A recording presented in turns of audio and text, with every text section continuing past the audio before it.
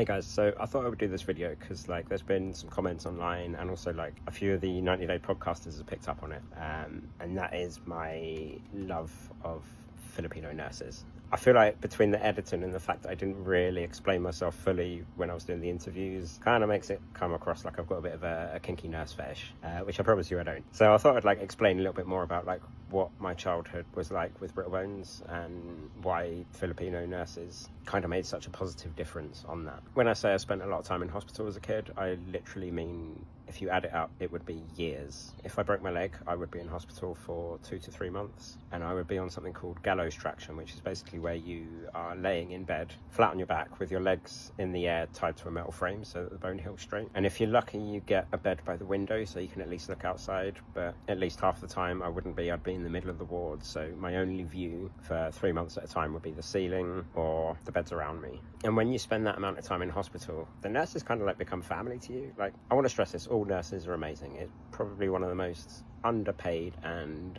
overworked professions out there, and anyone that's a nurse, I've got so much respect and love for you guys, because you make all the difference to a patient's experience and how quickly they recover and everything else. So thank you to nurses first of all, but specifically Filipino nurses, they have this infectious energy about them, and it's they just bring a different energy to life.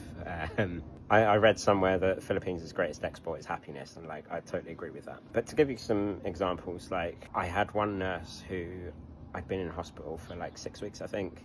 I'd had a really major surgery on my spine, and this nurse bought me her portable DVD player and a wallet of very badly pirated DVDs, just so that I could sit and watch a movie in the evening. And sometimes she would sit with me after her shift and watch a movie with me, which was a really sweet thing to do, to sit there even after your shift is over and spend time with the patient.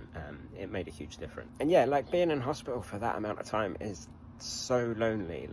Obviously my parents, my brother and my friends would visit, but they're only allowed to visit certain hours during the day, and also my parents are working, so they can't come for that long. They can maybe come for an hour or so after work, and my friends, especially at that age, they'd need somebody to give them a lift to the hospital, or they'd have to get a couple of buses to get there. So even though I had visitors, I spent the majority of the day on my own. And when you've got a Filipino nurse who's just there and bright and happy and bringing the energy, and they're gonna sit with you and chat to you and play games with you and do all that stuff, it basically got me through the day.